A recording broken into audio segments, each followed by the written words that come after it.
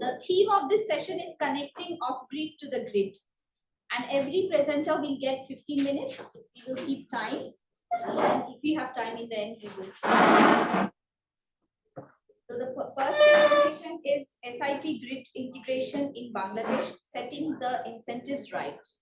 May I please invite Muhammad Abdullah Al Matin.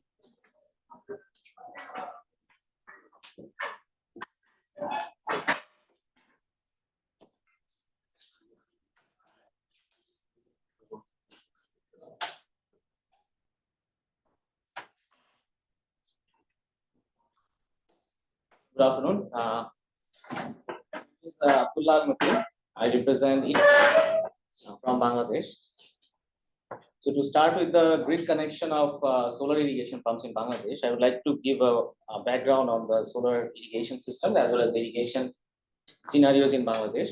Most of the irrigation in Bangladesh is currently done by mostly two sources of energy. First one is electricity and the second one is diesel. Predominantly, irrigation in Bangladesh is mostly run by diesel-based irrigation system. As you can see, there are more than 1 million diesel-based irrigation pumps in Bangladesh, where diesel is being used to actually irrigate agricultural lands.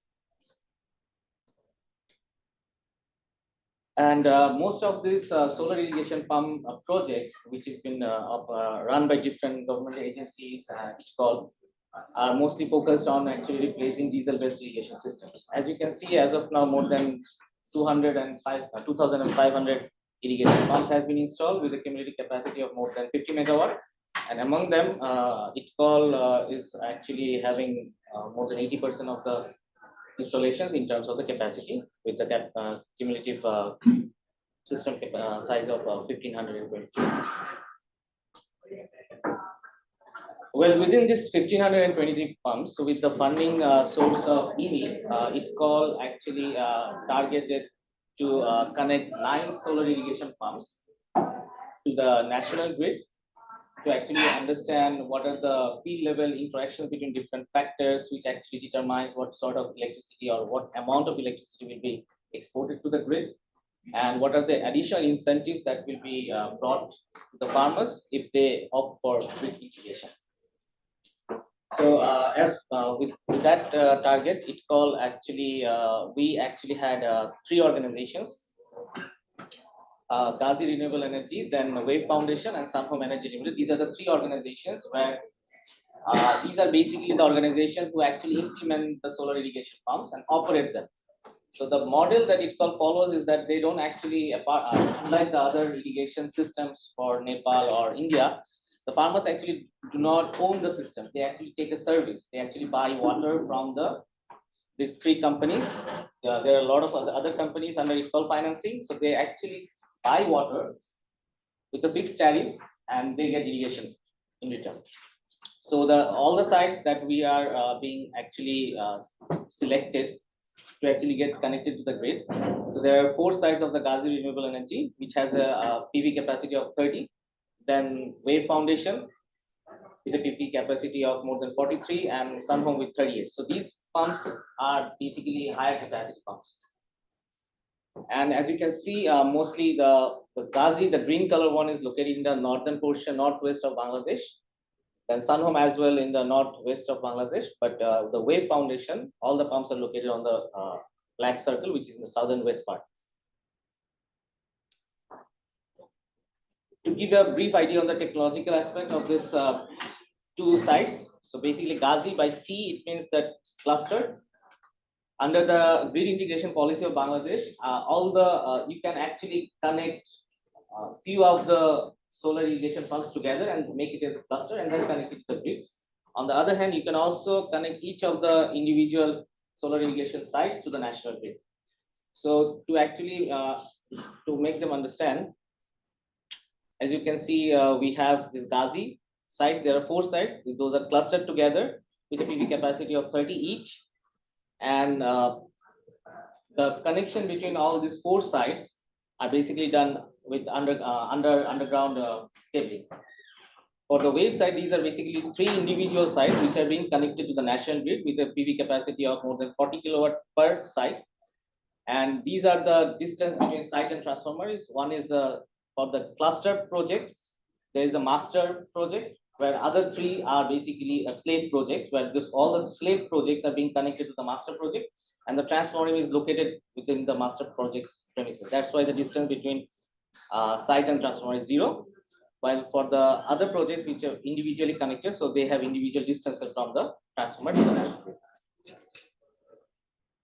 This is basically a small cost breakdown. As you can see on the DC side, there are cables and wiring, then underground pipeline for taking the DC cables, then transformer accessories and other things.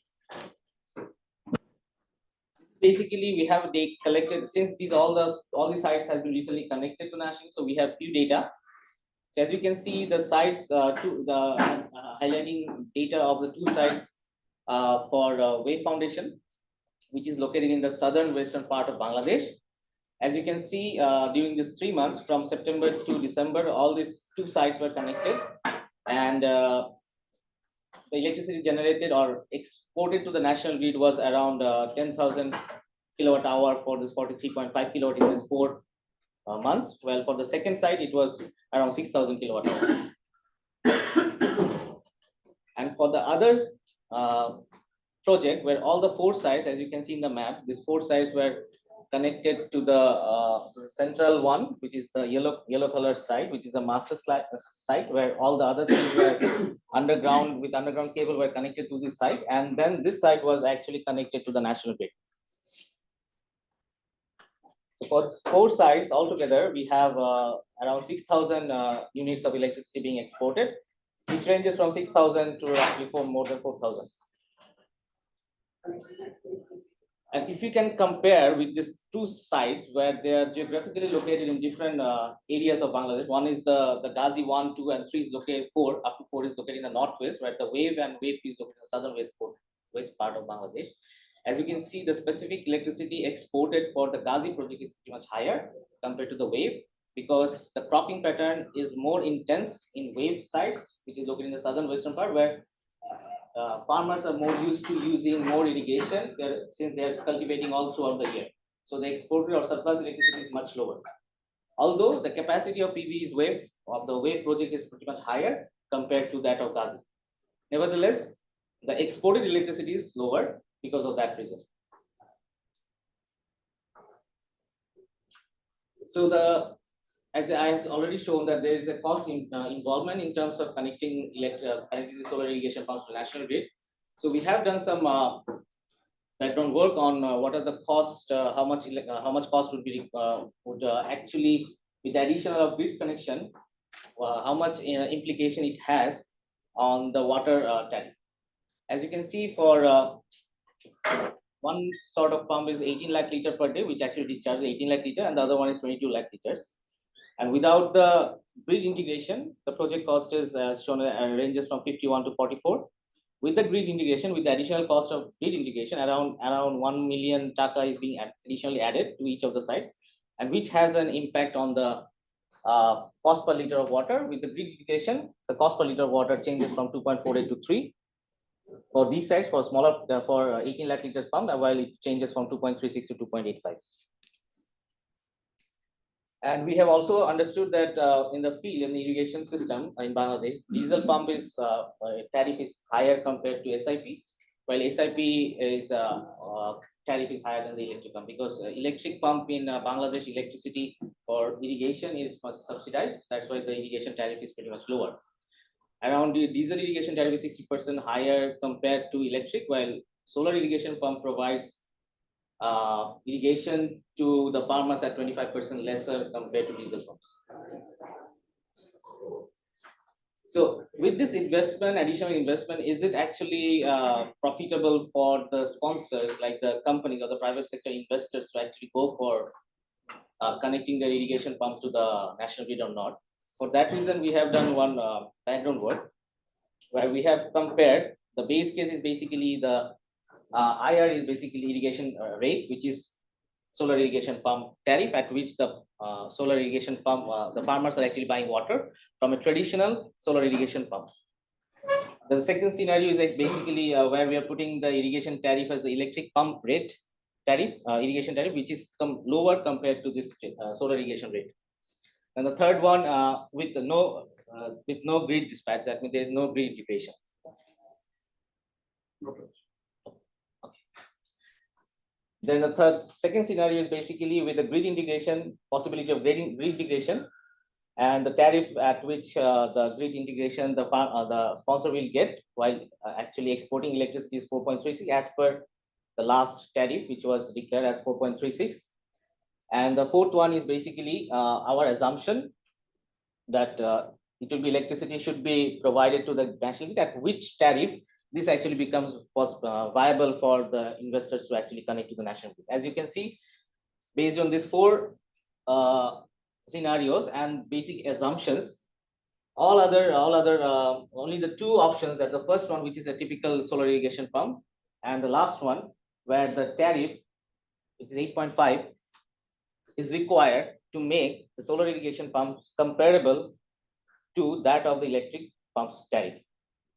So if you go back to the earlier slide, if you want to make the solar irrigation pump comparable, solar irrigation pump, So if you this for the 8.5 taka, but if you want to connect the national grid to the national grid, but at the same time you want to make the project viable, and the tariff has to be around 7.5 to 8.5 taka.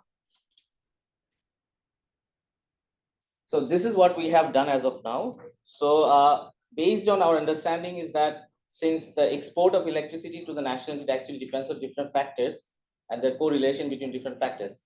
So we currently are actually trying to monitor on a detailed micro level data in terms of weather, since the weather has an implications on the electricity being generated, as well as the rainwater has an implications on the irrigation water, and then the energy being consumed by the pump as well as parallelly being evacuated to the national grid. And these all data is being will be actually collected automatically, and then the data will be evaluated to actually further understand what are the implications or the relation between correlation between different factors in the field, and to actually understand if grid integration is possibly a better option if we compare with the solar irrigation pump. So that's the presentation from my side. So thank you very much. Just on time. So can we do the presentations and then we can take questions? So next is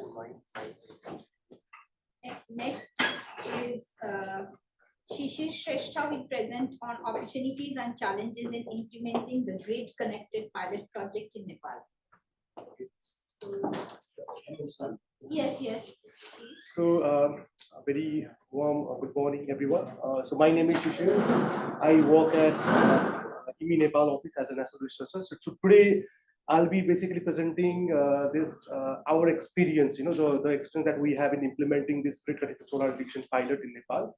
So basically documenting that and sharing that experience. So my topic of presentation is the opportunities and challenges of grid connected solar irrigation in Nepal. Okay. So I just want to briefly touch on who are our project partners. So in Nepal, we have this Alternative Energy Promotion Center, which is the nodal government body for all renewable energy activities in Nepal. So they are our main partners. For the pilot, we have a Nepal Electricity Authority, which is the state-owned government service provider who has partnered to conduct the pilot. And we have this IWMI rural municipality, which is a local government body where we are doing the pilot. So they are also onboarded to get the pilot done, and the project is funded by Swiss Development Corporation. So before beginning my presentation, I just want to present a brief background scenario in Nepal. So 1/3 of the arable land in Nepal are irrigated through groundwater resources, and diesel pumps are very popular to access these groundwater resources. And back in 2016, AEPC introduced their subsidy program to basically subsidize solar irrigation pumps to make it more accessible to take care of the high upfront capital cost. And that program has been very successful. So we have reached our 2,500 installation till date. So it has been very successful at creating demand and making the general public aware about the benefits of solar irrigation. So most of these pumps are off-grid systems. So AEPC are mandated to install in off-grid areas. And the pump size is between 1 and 2 SP, and they are basically discharging around 1 lakh to 2 lakh liters of water. The problem with this is the capacity utilization of these pumps are lower, because you can understand the irrigation pattern, irrigation requirement of the farmers are different. So these pumps are not utilized all the time. And other issue is the small and marginalized farmers. They have, slightly lower access to these subsidized pumps. We presented our findings from the surveys yesterday. We also conducted a very brief policy assessment of what is the scenario between Nepal, India, Bangladesh, and Pakistan on a grid connected irrigation. And as Bala sir also explained, India is doing quite well in terms of scaling grid connected solar irrigation, and Gujarat is probably leading that. Pakistan is at the nascent stage, still trying to polish off their policies and try to do the pilots.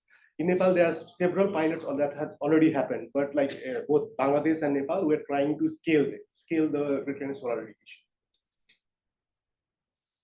This slide shows we conducted the DEX assessment to determine country's specific emission factor for energy use in diesel pumps. And we are doing this to determine the NDC targets for Nepal, and we're supporting Ministry of Environment and Forest.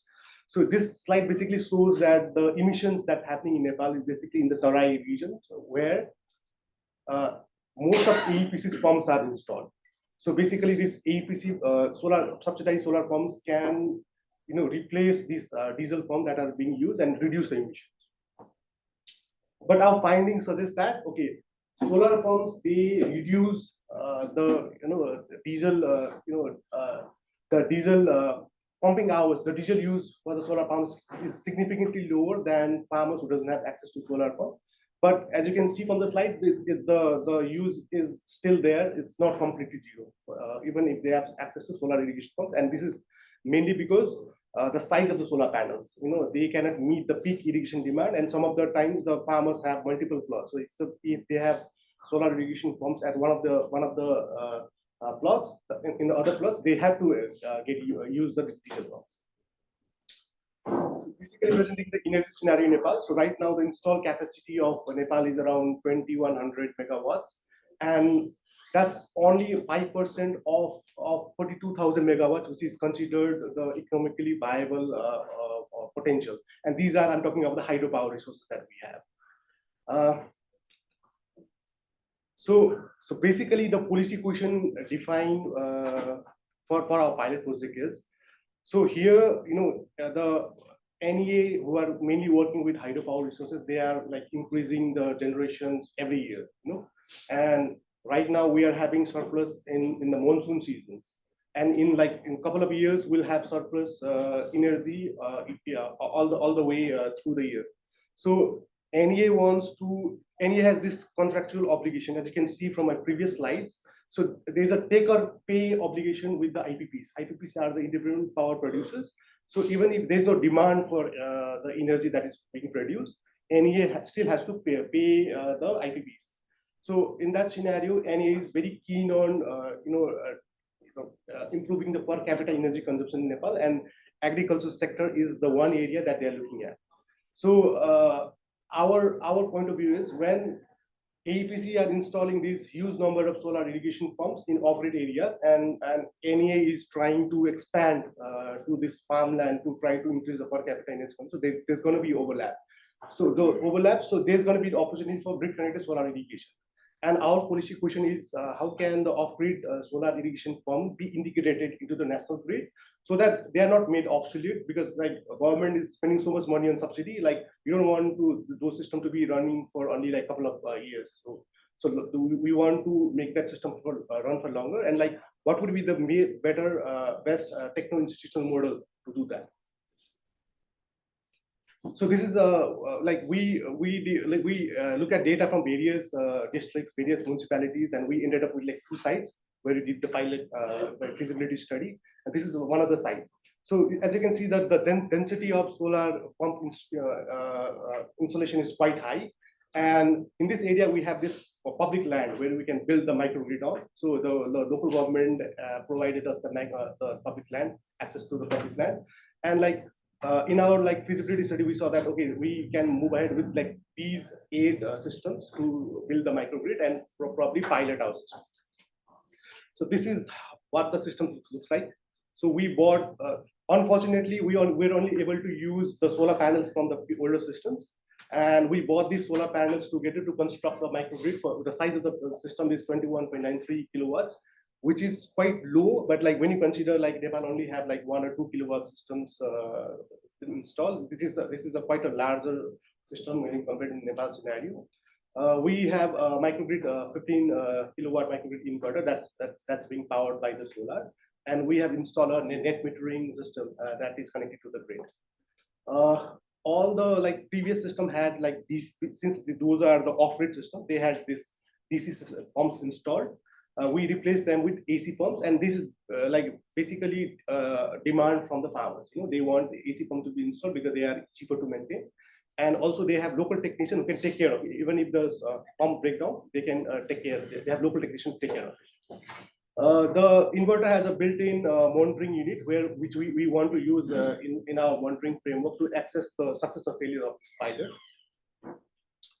So our hypothesis for this project is like grid-connected solar irrigation will be more stable when you compare to off-grid solar irrigation pumps, and farmers will have more opportunity of selling power back to the grid, and they would have like opportunities of making more profit if they can run the pump for longer, so that they can sell water. And they would be like product in use. That the local government officials, they wanted to install pool house or other agro-processing machinery that can be also utilized. So to evaluate the pilot, what are the expected outcomes that we are hoping, So right now we are just bringing panels from 8 systems. So direct benefits, this are only 8 farmers or 8 households. But like in the same area, there are other farmers who don't have access to solar irrigation. They are buying water from diesel pumps. So these farmers, since they can probably run the pump for longer, they will have access to water. They can sell that water to the nearby diesel pump users. So diesel pump will have cheaper access to solar irrigated water, and so there should be huge reduction in diesel use, and the irrigation area should increase dramatically. So that's what we want to monitor, and also there would be improved returns in subsidy because we are utilizing this older system that was subsidized, or which otherwise would have been like not used. They are right now out of warranty. And since this system are connected to the grid, the utilization will improve automatically, because like when the pumps are not being used, the energies are fed to the grid. And with this pilot, we want to have like policy level recommendation to our like government agencies like AEPC and NEA to probably scale these, to like share our learnings and try to have policy level recommendation. And like these are the parameters that we are planning to monitor throughout the project period. So basically, the parameter will be dominated by like grid related, like energy, power, and there would be like water market or other social parameters, and the irrigation and water discharge sort of things, and what are the incomes to energy, water sales, and agriculture. So this slide basically shows that when you talk of electrification in Nepal, there are 2 main players. One is NEA, and the blue signifies hydropower, and they are mainly involved in hydropower resources. And AEPC, the green signifies they are mainly working with renewable energy resources. And when you look at NEA, the size of the organization is quite massive. They are more than 10,000 employees. They are working with larger, hydropower projects. And when you compare that with AEPC, they are only like less than 50 permanent employees. So AEPC is mandated to work in these off-grid areas, try to like install these off-grid solar irrigation pumps. While NEA, they are building this large hydropower, expanding grid to the rural areas that they want the farmers to use electric pumps. In our scenario, like both are clean energy, so there's no even replacing grid with solar. It's not replacing reduction in emissions. So my point is that the overlap is happening sooner rather than later in case of Nepal, as I explained earlier. And like one of the criteria that AEPC to determine like what areas are off grid is the 300 meters. It needs to be away from the nearest grid line. So that 300 meters would be, NEA would be able to expand it to these 300-meter areas. Like lots of pumps will have solar and electric, both options. So this overlap is happening soon, and that will provide us an opportunities for grid-connected solar irrigation. So this slide basically shows the revenue for NEA that comes through sales of irrigation, sales of energy through irrigation meters. And this is rising exponentially every year. And this shows that the number of electric pumps are also gradually increasing. But the problem that we have with grid right now is the quality of electricity is not very good. We have low voltage issues. And these are mainly because that the farms are located at the tail end of the grid network, and they encounter these low voltage issues. And there are frequent power cuts. That there's no scheduled load shedding, but there are the frequent power cuts, as you can understand. And my interaction with the local JTAs and local NE officials, they suggest that the farmers are willing, in Nepal, the tariff has subsidized for electric agriculture feeders, but the farmers said that we are willing to pay the normal tariff if the electricity can run our pumps. But in many cases, even if the tariff is subsidized and farmers have the electric connection, due to the low voltage, they cannot run their AC pumps. So the grid-connected solar irrigation will have advantage of localized generation, and it will reduce strain on the grid, and also there will be minimum transmission loss due to the localized generation at the site. The other opportunities that we have is that the government has just. I'll quickly finish. I'll have a bit more time, but try to. So we have this energy mix target of 15% renewables. So that can be achieved through this solar irrigation. Wind and solar could be play a role. And the table shows basically, I try to evaluate how many energy that we are wasting. So for 2,500 solar pumps, it's around like 44,521 megawatt hours of energy are currently being wasted, assuming all the systems are currently operational. So in case of our sites also, the 8 systems are out of warranty, and one of them were non-functional. So our project will provide renewed warranty for the pumps. The farmers will have more water discharge, and they'll have cheaper, even if the pump breaks, the farmer could afford to replace the pumps. And these AC pumps will be locally repaired. And in terms of money-wise, if we have, if NEA could pay the current tariff at the end of the year, the income generated will be around $1,000. That will be annually. So AEPC's exponential increase in demand is shown in the graph. And due to the limited subsidy budget, the installation are not being increased. So we need an innovative business model with some sort of financing, and grid-connected solar grid connection could probably play quite a key role here. So just summarizing the hurdles that we have, I mean the grid-connected solar irrigation is quite new in Nepal. So the policy and the process, there's lots of unclarity. And there's no specific guiding policy for grid-connected solar irrigation. There are lots of policies for rooftop irrigation, but not for grid-connected solar irrigation. And financially, with the current policy, it doesn't make financial sense, because Krishi meter, you'll get subsidized tariff of 2.3 rupees. But if you sell to the grid, the NEA has to pay 7.3 rupees. So it doesn't make financial sense for NEA. So this needs to be addressed. I just want to quickly highlight what are the hurdles, and like what are the NEA, APC, farmers, and the local government are the main stakeholders here. And to drive this project forward, we feel that the local government needs to be capacitated, because they are the one who have the resources, they have the one who have the local presence, and they are the one who can probably speak or talk with, coordinate with AEPC and NEA to implement these sort of projects. The other hurdles would be the technical, economical, and social. And like technical, of course, we need to have more design optimization, like Gujarat has done. They have very standard system for the integration, which needs to be adopted in Nepal as well. We are only trying one sort of typology. So different typologies needs to be tried before we can probably go ahead and scale. The cost of the grid integration needs to be down, and it needs to make financial sense, because what is the tariff that the grid is paying, and what is the payback period for those sort of things. Those needs to be identified. and social, like what type of user committee needs to be formed, and how who owns the system, and when they get the income from the net metering, like how will that be shared? So those sort of needs to be sorted out. So this is my last slide. So I just wanted to like highlight specific hurdles that we encounter during the our project. So I just wanted to start with implementation, where we're lucky enough that the NEA and the local government supported, both financially and like with the resources.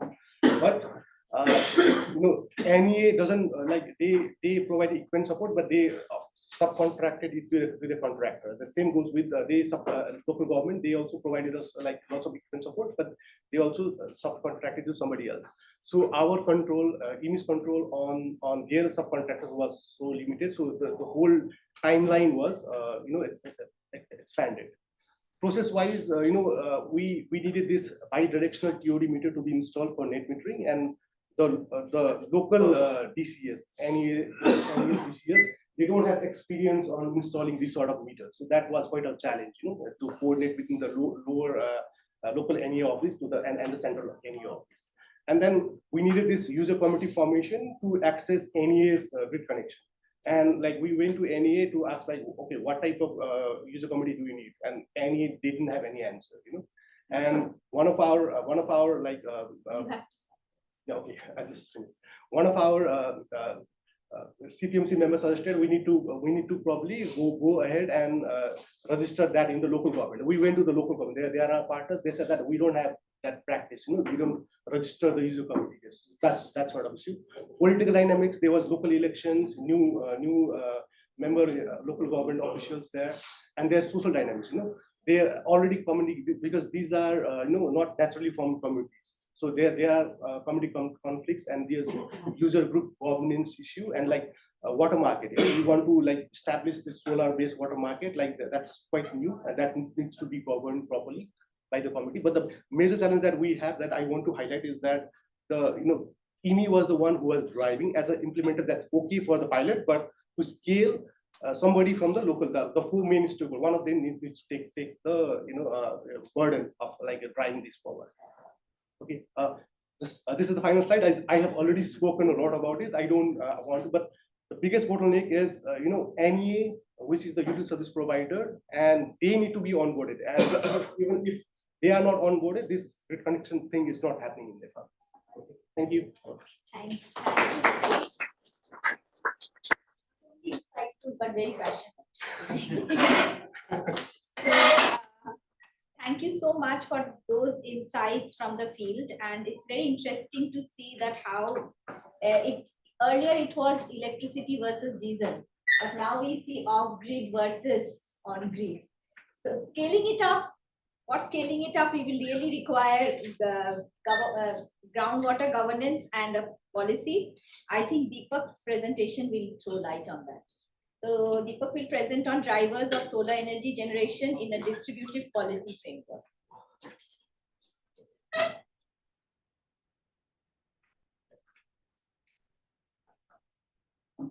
Good afternoon, everybody. So this is joint work with IWMI team and Dr. Ram Fishman. So in the morning in the plenary session, right? So Ram emphasized that the role of improving efficiency of the solar plants, right? So and the optimal use of these solar plants are really important and can serve as a second generation questions. So in this presentation, right? So this particular topic is in that direction, right? So here, what we are trying to identify the drivers of solar energy generation, right? So what factors play a key role in improving the performance of solar energy generation in a distributive policy framework, right? So again, right, so this analysis is based on this Surya Shakti Kisan Yojana in Gujarat.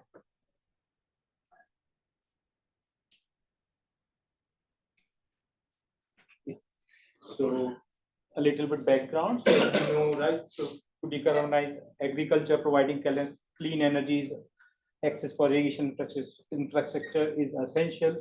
In this line, this distributive solar power generation in agricultural is garnering increasing attention in many developed countries due to their added advantage of fitting into the context, right? So And as we know, right, so there was a significant increase in terms of the solar powered irrigation pumps in India from 11,000 in 2013 to 2,72,000, right?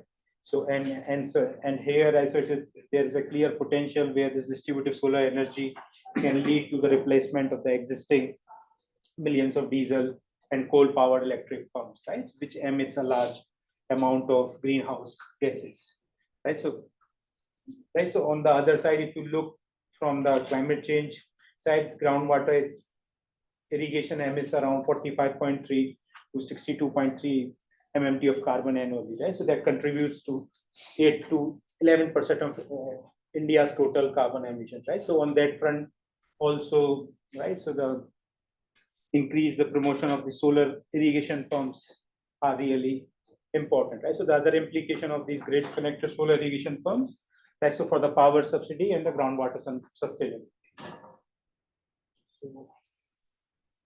So in this context, right, so we have already talked about the SKY scheme, and in the plenary session, Pala sir already provided a detailed description of what this scheme is about, right? So and what are the key key technical and financial modalities of the scheme. So here is the summary.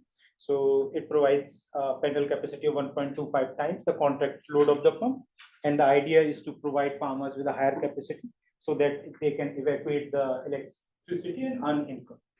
Right. So and here the sky farmers receives 12 hours of daytime power, while non-sky farmers receives 8 hours of day, 8 hours of daytime power.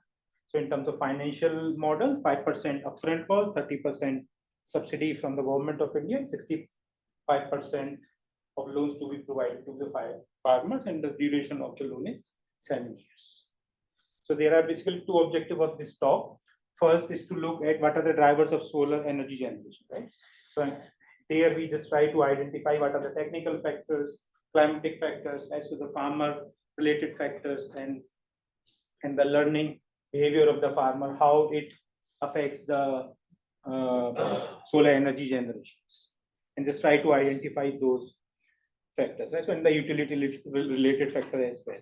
In the second issue, right, so we try to examine this governance related issue based on the survey of utility officials involved in the implementation of SKY. So through this utility official survey, we just shed light and identify some of the key areas where we can focus on to improve the solar energy generation. Right, so in terms of data, so we use 3 types of data. Right? So first is the energy accounting data provided by the IWMI. Right, so it's at the annual level, and the unit of observation is at the consumer level, and the time period for this study is 2019-20 and 2021. Right, so another is the farmer level survey that we have conducted in 2020, 2021. Right, so where the information related to the farmers' behavior in terms of how they are cleaning panels, right? So whether they are aware about the SKY application developed by the IWMI and other important factors on the implementation of this scheme.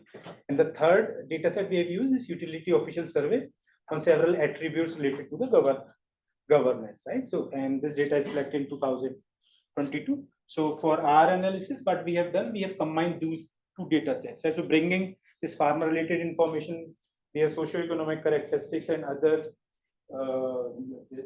their learning attributes into this data set, and then we conduct the analysis to identify the drivers of solar energy. Right. So this is the summary statistics. So here, if you look, right, so out in our sample, 48% of the farmers carry 5 to 10 kW solar PV inverter capacity. Right, so the net downtime is 1/5. Right, so in terms of the panel cleaning, 63% of the farmers are cleaning their panel on a daily and weekly basis. And right, so if you would like to see the socioeconomic characteristics of the farmer, these are listed here. And in terms of area owned by farmers, it is 10 on an average 10 acres for the farmers in the center. Yeah, right. So to conduct a analysis, right, so we have constructed this performance parameter called this performance ratio. Right, so the basically performance ratio is generally expressed in terms of percentages, and it describes the relationship between the real and the theoretical possible energy output of a solar PV plant, right? So where energy measured by the theoretical energy of the plant multiplied by 100, right? So this is the final, that's the final equation that we have used to calculate this performance ratio, right? So in terms of econometric specification, we use basically a panel regression model in a random apex framework to identify the drivers of performance parameter, right? So where I is the consumer number for farmer and T is the time. Right? So Y is the outcome. On the left hand side, we have took performance parameter, and here XIT captures all the socio-economic characteristics listed here. For instance, we include the technical factors, installed capacity, climatic factors, utility factors, dummy of utilities, net downtime, learning factors, and a range of socio-economic characteristics such as age, education, length, etc. Right? So in terms of this, so here we look at the spatial and the temporal variation of this performance ratio over the time. So by looking at these two graphs, you can see there is a large variation across utilities and across farmers. And if you would like to see, and here, right, so this table summarizes the performance ratio by DISCOM. Here you can see the UGVCL and PGCL are close to the benchmark numbers. Right? So there is a literature that talks on the benchmark number of the performance ratio, right? That is between 78 to 80 for 81, right? So if you look at the UGVCL, PGVCL, they are very close to the benchmark numbers. However, in case of MGVCL and DGVCL, they are way ahead from the benchmark estimates. Right, so this is the result from the regression. So if you, so here, first I'll talk about the technical factors. If you look the actual inverter capacity, this is insignificant, right? So, and here utility factors are, right? So we found a significant and a very significant relationship. Here UGVCL is the base category, right? If we would like to summarize this finding, here this regression suggests that UGVCL performs best, accounting for so many factors. Second is PGVCL, then followed by MGVCL, DGVCL. Okay, so when we look at the net downtime, right? So net downtime is simply the rest of the percentage of the total time where the system is down, so that farmers, right? So the interaction between the right, so the interaction between this net metering and so there is some issue, right? So it is negatively related to the performance ratio.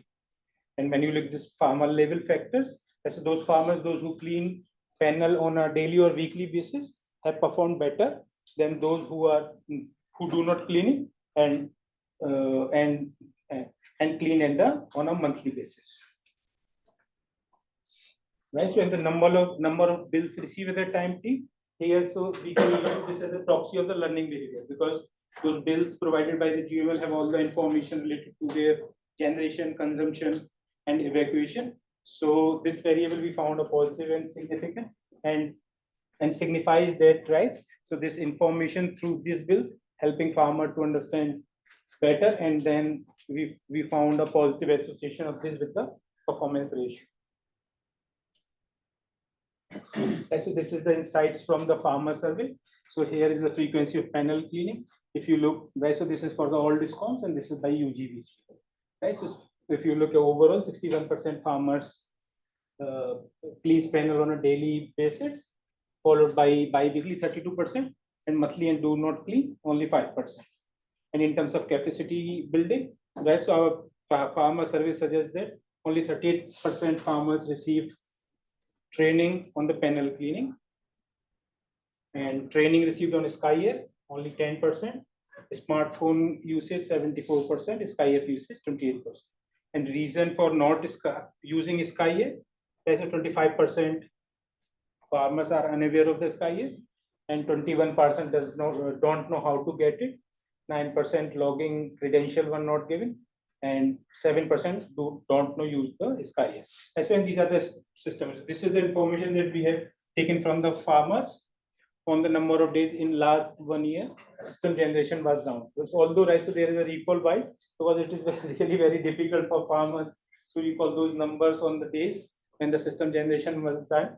But right, so but what we have done, we have used this portal data and the number from the farmers to see how it correlates. So we find a good correlation between the number of days in last 1 year when system generation was down and the net downtime data that we have got from the website. So time to repair the system. So this is for the all users. Right. So and this is insights from the utility official survey.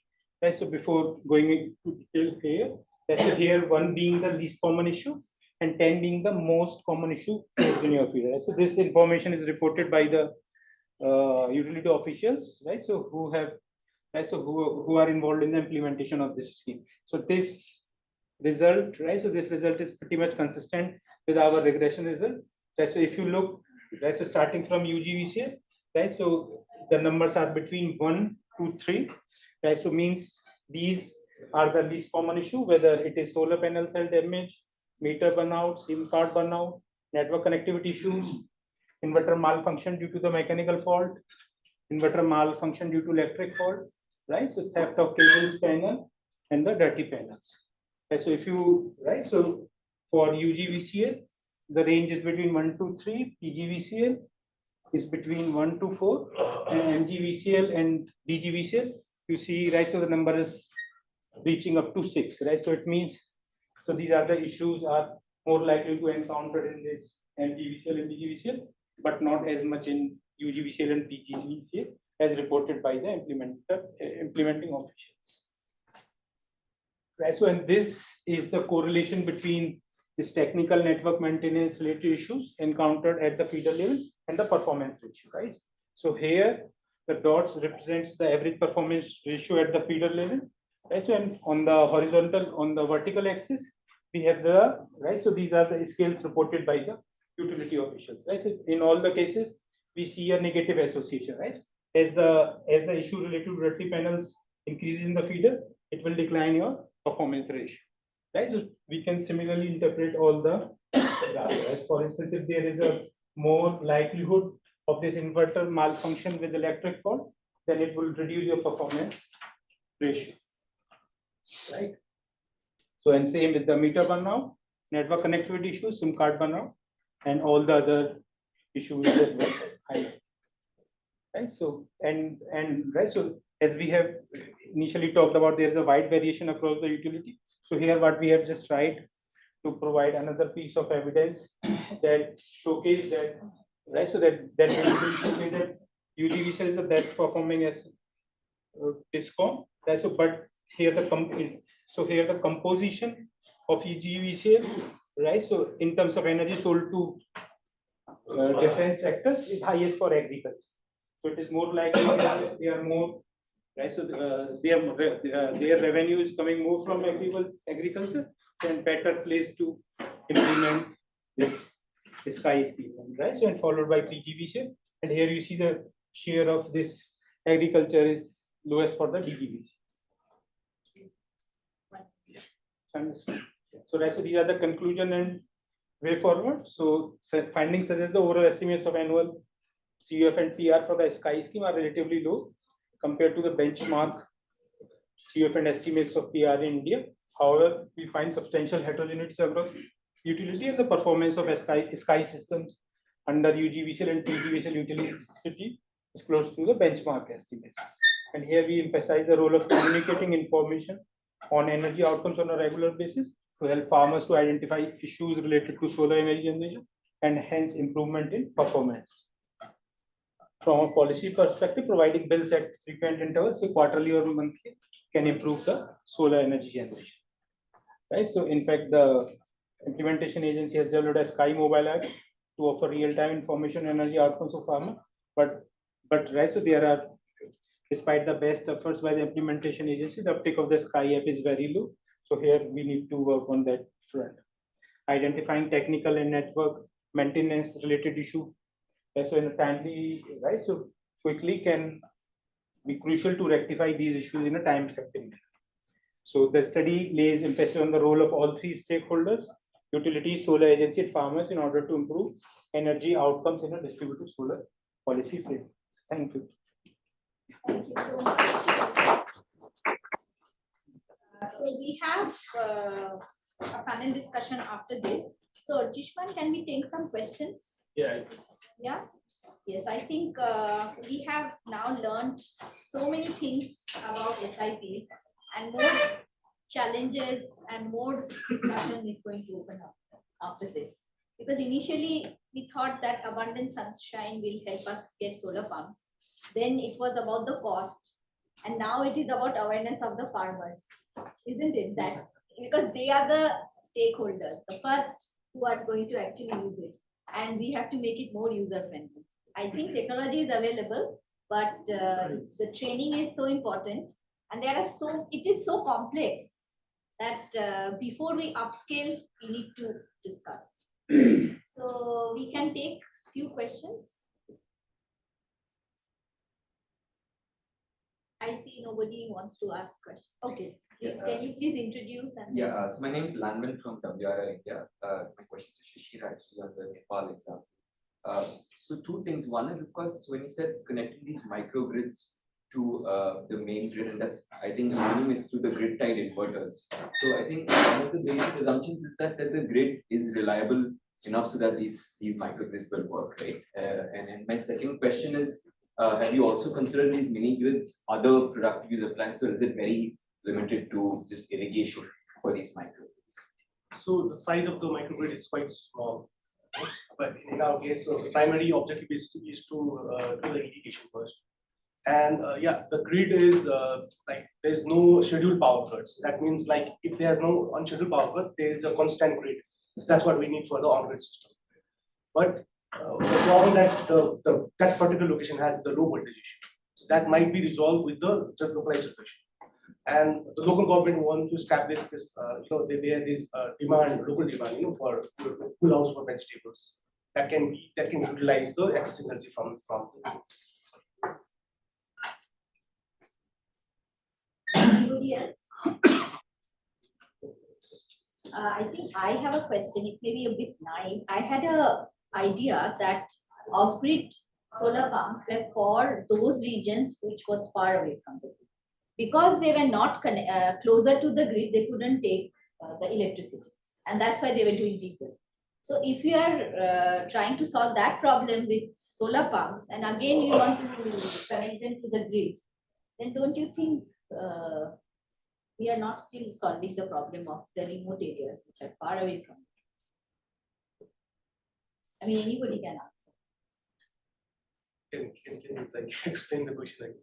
So yeah, I think one of the solar innovation fund grantee, they are using this, basically with a similar model, but that is not grid connected. They are making a microgrid so that the excess energy can be utilized in that region to power the electricity.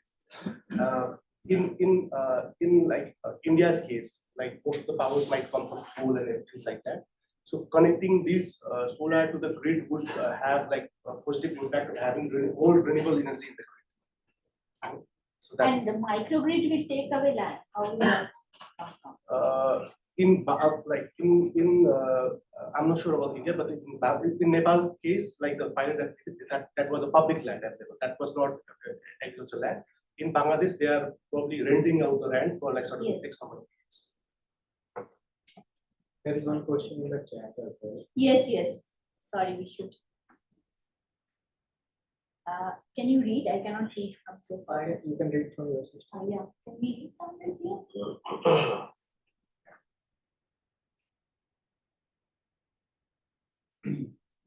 Is there any interest among the off-grid farmers to get on-grid connection in India? Okay, I'll try to answer that. In Nepal's scenario, like they are not aware of these sort of things. So there is no demand at the moment. That the pilot that we are doing, the farmer basically understand the advantage. One, the pump will run for longer because they will have this grid access as well. Second is there would be this added benefit of net metering income. Third would be they are diesel-based water market there. That can be replaced by this sort of. They understand that, but like demand-wise, I think it's too early for demand in the market.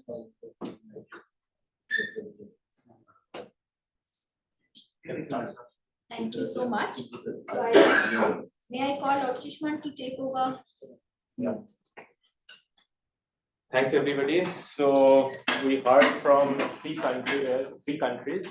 So in two countries, in Nepal and Bangladesh, grid integration is just starting, very small scale. The pilots have started, while in India, the experience has been much longer at a much larger scale. So the idea of the panel is to invite implementing agencies and government organizations working in Nepal and Bangladesh to discuss what are the main challenges they faces and what they envisage going forward will be the challenges, and then hear from Mr. Bala from Gujarat what has been their experience and how they have tackled some of these challenges.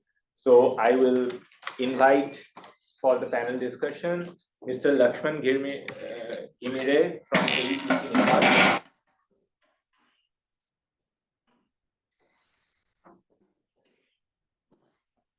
Virat Sharma from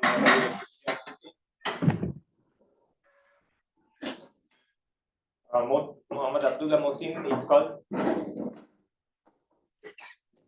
Sasil Ibn Said from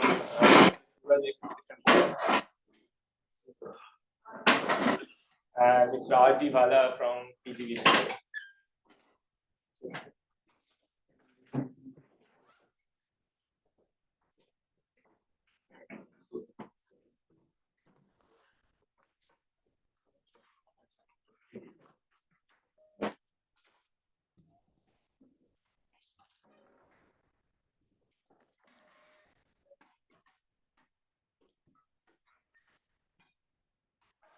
For joining. So I'll first hear from the experiences from Nepal and Bangladesh, and at the end I'll go to Gujarat. So Mr. Lakshman Kirme, my question to you, if you can say what are the main financial, technical or institutional challenges that you're facing in terms of scaling up grid integration of solar irrigation pumps in Nepal? Thank you. Thank you very much for the question. So before jumping into directly into the questions, I should say, as you are already clear that in Nepal, the context is somehow different with the IDCOL experience. As Shisher Shrestha already presented, that we have recently demonstrated one kind of grid connected SIP. This is kind of a pilot project, so it to be learned from some experiences and then the impacts on the farmer levels. At the same time, we will see the other sides so that we could implement some other pilot projects from the different supports. So we could have some sort of experience so that we could think about the grid connected kind of SIB system. So if you talk about the financial matters, as we said, so APC, this is nodal agency for the renewable energy in Nepal. So we are mandated to have some sort of off-grid solar irrigation pumps, which is 300 meters far from the national grid. So this is our one issue that we have now, but it came from the off-grid perspective. And the second is some sort of quality issues that we are promoting the off-grid, and then we are promoting the solar DC pump.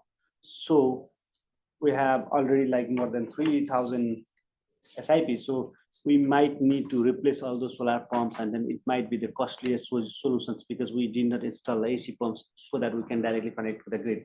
So there are some after some pilot projects, then we can think about some grid connected SIPs. And then in terms of technical, so maybe we don't have a dedicated feeder for the agriculture, so we are using the distribution network in order to have AC pump for the SIP as well. So and then of course there could be the grid reliability from the Nepal Electricity Authority. So these things need to be maybe sorted out in some enhanced way for the network. And then also in addition to that, we entered into the very small size of SIPs like 1 SP and 2 SP. So we must need to think about the impact on the grid, how impact could be over there. And so I should say that we have different agencies. So distribution network, there is a Nepal Electricity Authority, and then for the promotion of solar irrigation pump, there is alternative energy promotion center, and then there is a local government. So some sort of, once we learn from experiences, then some sort of institutional coordination and then institutional setup in order to the particular work that needs to be done. Thank you. Thanks. I would like to ask Mr. Virat Sharma the same question. What are the, from a electricity authority, what are the technical challenges and problems? Actually, namaskar. Just to give a brief idea about our install capacity of the grid, it's about 2200 megawatt, the install capacity, and mostly probably 95% are hydro based, and 3% are solar, and 2 are just biogas and something other. And almost 98% of the grid connected energy is our green energy. Means we have less carbon footprint, we have zero carbon footprint. And so why the as Cecil has already said, why do we need solar power? It's already in green electricity in the grid. Means that would be a one, he presented it as a challenge, but there will be many different benefits of integrating solar in the grid, because of not just the SIP as an overall goal. Because of solar, we can use it as a distributive generation at the both side, which would already reduce the transmission losses and improve the voltage quality. And for that that benefits, we can have the SIPs as local level installation and improve the voltage quality. As already in the pilot project also, we had seen the improvement of voltage level at the local level. And also in the long-term view, mostly hydropowers are the source of water for the hydropowers are the mountains and glaciers in Himalayas. And in long term, due to the global warming, the size of the glaciers are melting and they're at alarming. So from 40 years to 50 years, or maybe even sooner, we have to look for alternative energy than the hydropowers. So this is the time we have to act, and we are promoting solar and everything related to solar rooftop and these solar integrated farms. And maybe just the last year we had 50 megawatt addition of solar plants to the national grid, and again in the next year we are 50 megawatts is on planning. So these this is why we need solar. And talking about the challenges, we need to, one of the main challenges would be the capacity building of our employees, because we have over 10,000 employees, and everybody,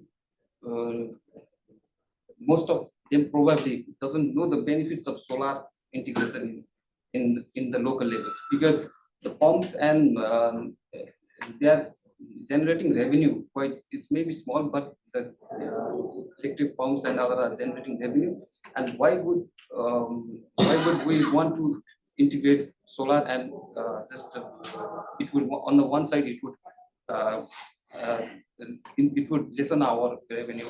So but for that we can do is we can receive energy from the local level, and we can use it as is to sell it to different energy markets or industrial or even green hydrogen. We are planning for that also. We can use that electricity on the other purposes. So we need to build this capacity building for our employees, because it's vast use organization, and during the pilot project also we have this problem. And another thing will be technically, it will be the extension of grid.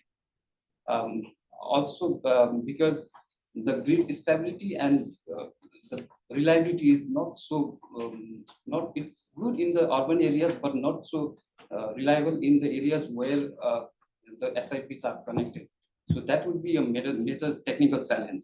And also for the extension of grid also, because AEPC is working on off grid, and we are trying to we have already reached 95% of the household through grid, but the agricultural land where pumps will be installed are very far from the grid. So that would be a extension of lines would be a challenge. And also in economic, it's always there because financial investment, there will be a challenge because we are not so much of a what you say, not so much of a rich country, or it will be a financial challenge every every time. And also the financial models, the models where which we have been closely looking for the models that are implemented in Gujarat and many other places, but that must be viable for our farmers too, because there's a different work culture is there, and we have to develop that. That will be another economic challenge. And the, what we can, what we're lacking in policy levels is that we don't have clear guidelines. We have not still developed the clear guidelines for the SFPs. We have overall for the solar photovoltaic systems, but these lessons that came from the pilot project means we need a clear, dedicated guideline for the SIPs. And for now, we have given them the green light to green signal to connect to the grid, but still we need to be more clear and concise on that. Thank you. Thank you. So yeah, thank you very much for the very insightful comments. And I think it also points to the question that Anindita raised, that these are targeted towards off-grid areas. Now, if we try to grid integrate, the cost basically rises up. So I'll just now move to my Bangladesh colleagues. So I'll start with Matin. So as we heard from you about the IDCOL, they have started this grid integration. Again, if you tell us a bit about what are the, in Bangladesh, what are the main challenges institutionally, technically? Well, the irrigation program of IDCOL, we started as an off-grid project, where all these pumps were located in the middle of the field, far from the national grid. But with the later expansion of the national grid from 2016, I guess, the pumps are somehow now being established or installed nearer to the national grid. So solar irrigation system being connected to the national grid is not an universal solution for Bangladesh, because some pumps would be pretty much at a distance, which would actually increase your investment cost for connecting into the national grid, and some would be nearer, which could be connected. But on that point, when there are some issues in terms of the technological aspect as well. As you see, this solar irrigation pumps, they run on the variable frequency drives, which actually converts DC to AC, then runs it on a frequency, variable frequency. So whenever you are connecting it to the national grid, you require additional grid tie inverters. And grid tie inverters, availability of smaller capacity grid tie inverters, because grid tie inverters are mostly focused on the solar rooftop projects, which are on the higher capacities. And solar irrigation pumps are having a lower capacity, then you can't easily find it in the market, local market, which actually adds up on your costs as well. Then if you want to add, if you want to utilize the solar rooftop inverters, then you have to cluster 3 or 4 sites together. This has a background, this has another problem triggered, because the policy of the DISCOMs, where you're connecting the solar pumps to the national grid, you have to provide a monthly demand charge.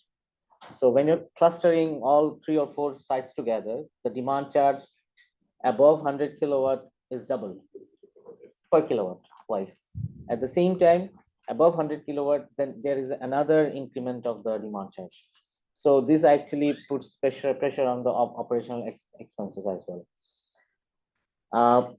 So in terms of the technological aspect, I think these are the complexities that we have to sort it out. And in terms of financial, as everyone was saying, that we also have the similar issues, or we face the similar issues, that we have to invest very high upfront cost to actually get connected to the national grid. And if you compare it with the additional revenue, or the additional benefit the farmers or the service providers would get by connecting their solar irrigation pumps either on a cluster basis or a single individual basis, is pretty much lower based on the policy level which we have currently. So in terms of to make it optimized between the revenue as well as as well as the operation expense, the capital expenses. There should be a clear guideline in terms of how distance it should be, and there should be some flexibilities in terms of connecting to the national grid as well. And in terms of the policies as well as the awareness or the implementation aspect of the connection of the grid integration of solar irrigation pumps, we find that the DISCOMs or the local branches who are located in the local vicinities of the local communities, they're less interested in terms of connecting solar irrigation pumps to the national grid. And besides, they are less aware as well. They are not capacitated. I mean, they are not. They do not have the training to actually get connections. And we also find that the billing process it takes a longer period of time, because since this is starting of this grid connection is going on. So I think down the line this will be improved. And there's one more issue is that for connecting the grid integration of the solar pumps, each individual component has to be approved by local authority for SREDA. It has to be enlisted.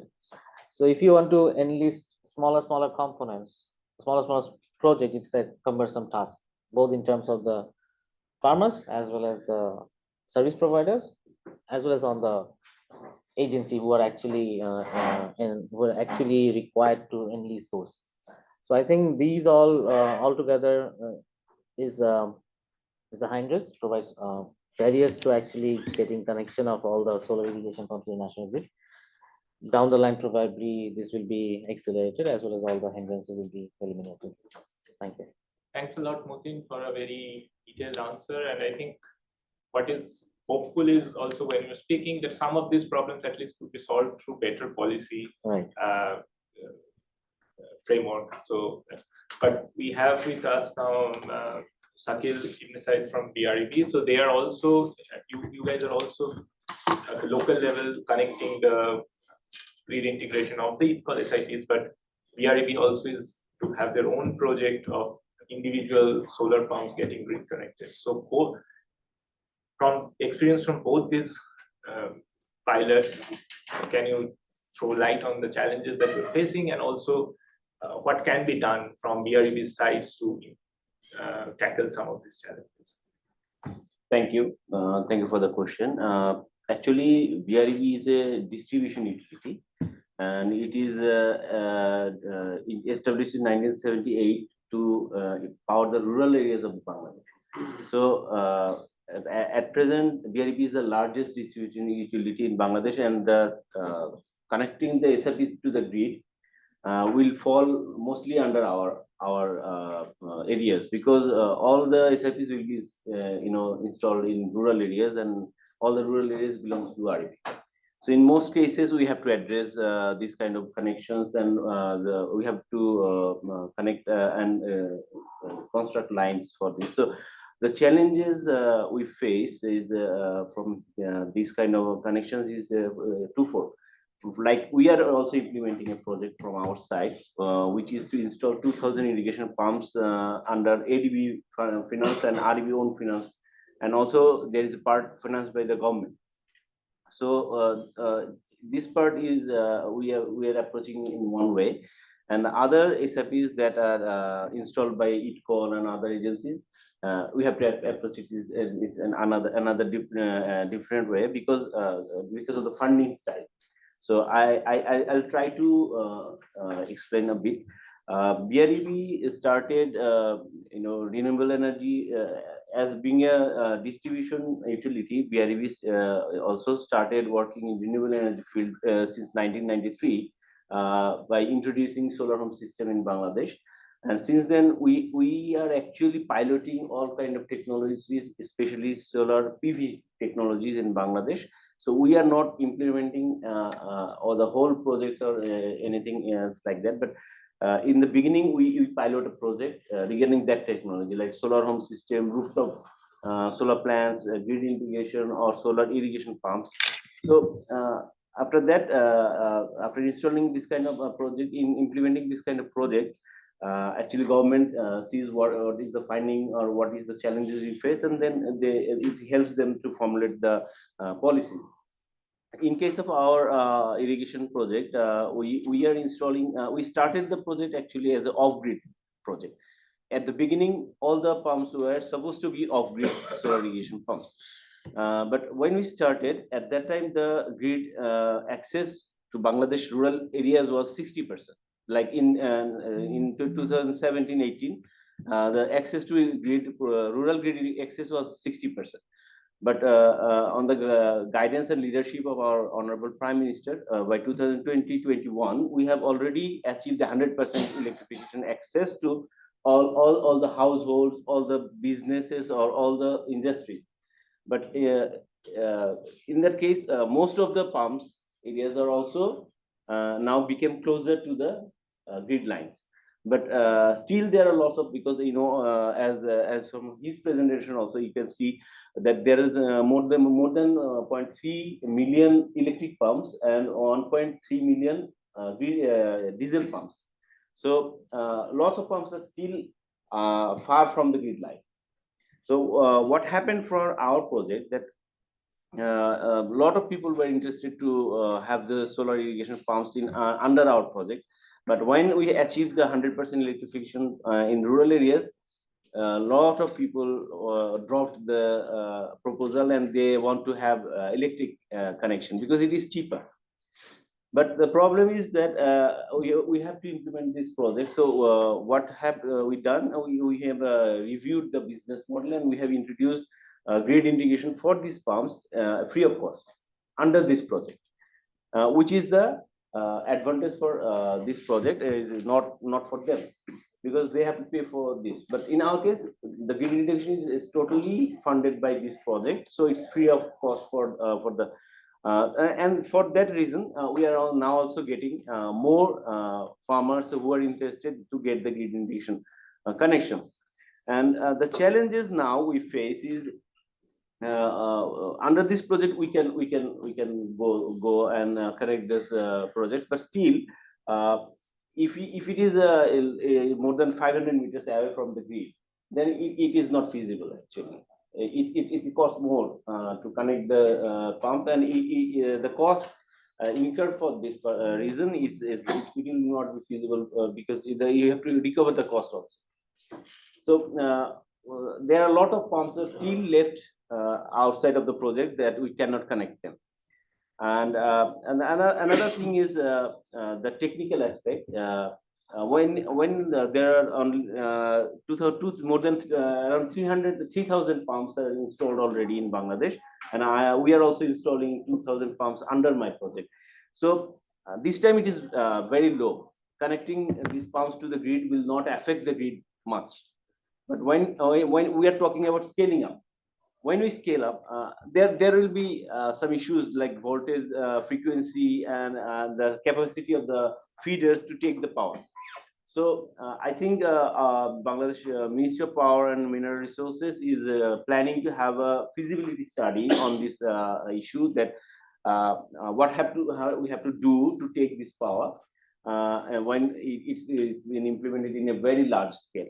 So we are waiting for the study, but still now the capacity of our lines or feeders, we can still take more of the pumps to give us the power. The next problem is financial, like who will fund the integration or line construction part. So they are asking us, so please do it yourself because you are the distribution authority. But we are saying that we don't have the fund for this kind of line construction. So what we are asking that if it is there are a lot of discussions going on for donor funded projects for 40,000, 50,000 more pumps to be installed in next 10 years. So we are asking these planners to include the cost in the project, and otherwise, otherwise if we have to build these lines from our side, then we have to get fund from the government for this kind of integration. Otherwise, REB don't have that kind of fund to integrate this power to our lines. Okay, for the time, I'll finish here. Thank you. No, thanks. I think what we get sort of is that economic concern is currently the most important concern. One way is to subsidize it, the grid integration, or we increase the tariff at later stage. But as you said, as we see other challenges in terms of load management, etc. So I would ask Mr. Bala, you have a lot of experience working with grid integrated solar irrigation pumps, both from technical side and also dealing with very varied group of farmers. What are the challenges that you have faced, and what these countries can learn as they scale it up, solar irrigation pumps in their countries? Okay. So to make it simpler, we divide this question in the 4 parts. I mean, to connect of grid to grid or grid. Let's say one is the technical part, second is financial part, third is policy part, and fourth is awareness, adoption part. So technical part, there is a 3 type of systems. One is stand-alone off-grid system itself. Second, stand-alone off-grid system with some microgrid, with storage, 4 or 5 pumps with microgrid. And third is existing agriculture connection, and we have to solarize it. So at present you don't have a grid, and day by day after scaling up your network, the grid will reach to that particular point after 5 years or 10 years. So your pumps should be solarized at later stage. So if you have a off-grid pump set, technically speaking, you have a controller. That is a off-grid controller. It is working on any frequency, 10 Hertz to 60 Hertz, 70 Hertz. And if you have a grid connected pump set, it is a fixed frequency, 50 Hertz. Let's say in Bangladesh or in Nepal, I think in India, we have 50 Hertz of frequency. So you cannot run a off-grid pump on a grid connected mode without changing the controller. So if you want to connect off-grid pump set to grid connected pump set, you first need to change the controller. You need to change the controller mechanism, like universal controller or a grid connected controller. Second, if you have a agriculture pump set existing grid connected, running on a conventional grid, and you want to solarize it, then you have to first fix the capacity of the solar panels, that how much you want to give the farmers. As I said, it 1.25 times, 1.5 times, or 2 times, depending upon your capacity of the network. Let's say there is a 10 kVA transformer or 100 kVA transformer from where the pump set is connected. So whatever the generation will come through the step up through this transformer or through the particular conductor. So do you want to augment the transformer capacity or augment the conductor size? If yes, then you can put the panel accordingly, or no. Just you have to utilize the optimum capacity of existing transformer or conductor. The capacity of the solar panel should be such that you don't need to invest much more. Okay.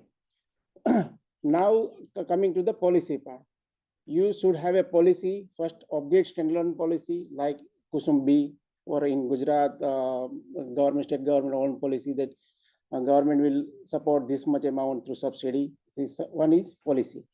Second, for solarizing agriculture pump set like Sky scheme or component C of the Kusum scheme, is for grid connected pump set. Third is, if you had a grid connect off-grid pump set, now you want to convert after completion of some certain period, then the another policy, conversion from off-grid to grid connected policy. So at present, we have all these 3 policies in place in Gujarat. Okay, if there is a no grid, we install that off-grid. If it is a existing pump set with a conventional grid, we solarize them. And if the grid is reaching to that off-grid place, we convert into the grid connected pump set. So for converting, we need to replace the converter, and simultaneously we need to erect the lines, or we have to put the meter for measurement of the energy. So after this financing policy, this is a financing part. So if you want to convert the off-grid pump set to grid connected, you have to invest some around 50,000 to 70,000 rupees for conversion cost, because you have to change the converter, plus the safety devices like ACDB, DCDB, all these things. So some initial capital investment you require. Then after you need to have some mechanism of tariff. Like initially you have invested some subsidy for providing off-grid pump set, and then after you are again converting into the grid connected pump set. So how much, at what tariff you will buy the surplus energy. So that kind of, policy intervention is required. And fourth is awareness program. If farmers see actually this pump is working on off-grid mode or a grid connected mode, then another farmer will take benefit of this. So you have to make farmer aware by doing evening meetings or any other kind of awareness programs. Thank you. Thank you, sir. I have a few questions in mind, but I will just open it to the floor. Maybe we can take a couple of questions, then we break for lunch. Yeah. I have a question for both Bala sir and for you. So for Bangladesh in particular, you have this, the source of energy for Bangladesh and also for Gujarat is mainly like fossil fuel based sources. And when you are integrating solar pumps or any other forms of solar into the grid, you are getting renewable energy to the grid. So there should be some sort of government target of having X number of renewable energy projects by X number of years. So why doesn't those sort of target might have some sort of funding mechanism that should fund the grid, like cost of the grid extension or whatever it is. So is there any sort of those sort of plans or that way of thinking there now? Yes, already it has been discussed throughout the ministries, and we are preparing a roadmap, solar irrigation roadmap, planning for the next 10 to 15 years. And if this is finalized, then there will be some grants or funds from the government or which will be funded to integrate the solar irrigation pumps or other installations to the grid. So it's on the process. Mr. Bala, Yeah. So your question basically related to RPO, renewable purchase obligations. So if let's say I'm at present 100% dependent on the fossil fuel like coal energy or thermal energy, and then I have to shift on the renewable energy. So our regulatory commission gives us some targets. Year by year, the target is increasing for the wind, solar, hydro, biomass. And your question was like the benefit from, any support from the government. Okay. So there are, two types of consumers. One is farmers or residential consumer, industry and commercial and industrial sector consumer. So generally, as a social, obligations for the industrial or heavy use consumer, we don't give any subsidy benefit to them. And to the residential farmer, we give them the subsidy benefit. The government gives the subsidy support for them. But the renewable purchase obligation meets through the large scale power plant, solar power plant, or large scale wind farms, and also from the support from this distributed renewable energy sources like rooftop or any other solar pumps. Like having energy from solar to the grid, SIP or the rooftop won't count as the renewable purchase obligation. No, it is count. It is added in this RPO portfolio. Do these companies earn carbon credits in cash or in some kind of monetary? If there are no, actually yet not, but we have planned to sell our this RE portfolio through in the carbon market. We have prepared one tender also, like for the solar rooftop. We are planning to sell. Well, this question is specifically to the Indian case, like how we are going about implementing PM process, but I'm sure the others might also have some ideas to reflect. Even if we talk about the grid connected areas where we are trying to promote the solar irrigation pump. So there also now the alternate model is to solarize the entire feeder, because the upfront cost which not all the farmers are ready to pay. So similarly, when we talk about the off-grid areas, which are anyways not connected with the grid, and there the economic challenges are higher. I mean, expecting a farmer, especially, I'm assuming it will be a lot of it is tribal built in Gujarat, where if you want to make those farmers adopt the solar irrigation pump, they might be using the diesel pump. So for them, the economic challenges are higher. So are there any kind of alternate models being deployed in Gujarat? Because I know Gujarat keeps on trying various innovations. So maybe that is one thing. And the similar thing to the other South Asian countries are first is of course to ensure that the farmers adopt it, and then the integration will. There has to be economies of scale to do the integration, right? But if you don't have the sufficient number, and integration will be very costly. So such reflection will be very useful.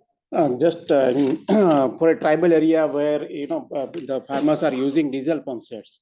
So if we replace it the solar pump set, the cost of the solar pump itself will be returned within 5 years because of the higher cost of the diesel.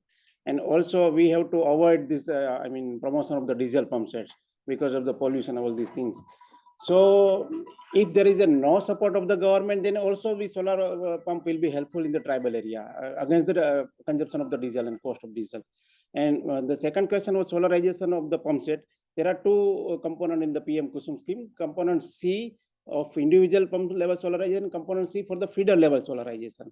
So for there are both components have their pros and cons. Okay, so component C, where farmer can install the solar system in their own farm. So we need not to buy any separate land for this. So if say I have a 10 horsepower pump set, I can put 15 kilowatt system in my farm. I can use in the net metering mode, whatever the generation I will use for the pump consumption, and then surplus will be feed into the grid and I will earn the money. So, but their cost will little bit higher as compared to the grid level plant. So grid level plant is generally for a feeder, it is 1 to 2 kilowatt, 2 megawatt plant. And if I club the 4 or 5 feeders, it will be around 10 megawatt plant. So 10 megawatt, the cost is slightly cheaper. So, but the problem is land. So to put a 10 megawatt plant, I need land, and in Gujarat scenario, land is very costly. So both, both are. We are trying both the way. As I said, I have installed more than 4,500 solar panels on the individual level pumps to make it solarized. And in the feeder level solarization, recently I have come out with the tender of more than 500 megawatt, and we received bids against that. Okay. And any comments from Bangladesh or Nepal on this question on the scale? It becomes financially viable only when it's scaled up. I think. Oh, okay. First, sir. So I think if we talk about the context of Nepal, we still are in the learning phase of the grid connected kind of solar irrigation systems. Yeah, you are rightly pointed out. We have been focusing in the off-grid areas, which is a bit far from the grid.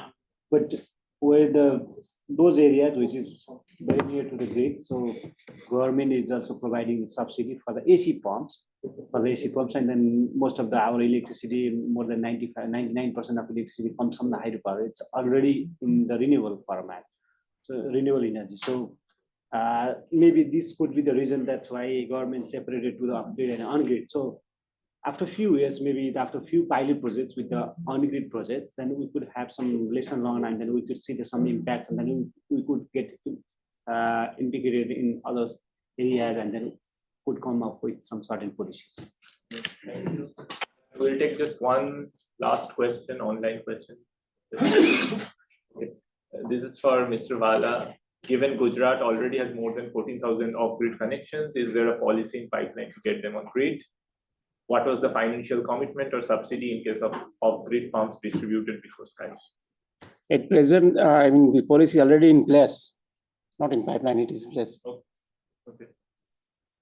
And what was the financial commitment or subsidy in case of off-grid pumps distributed? Just to convert, as I said, just to convert from off-grid to grid connected, the farmer has to change their controller, off-grid controller to grid connected controller, inverter at their level by investing their cost like for 50,000, 70,000. There is no subsidy, but I mean, to get the evocation of power, I need to erect the line and erect the transformer center. So that will, the cost of that transformer and line will be borne by the discoms. That is similar to subsidy. But this is the last one. Yes. My question is for Bala sir. So based on the current installed capacity of rooftop solar, is there any significant contribution observed from the solar rooftops in the grid in terms of supply quality and quantity?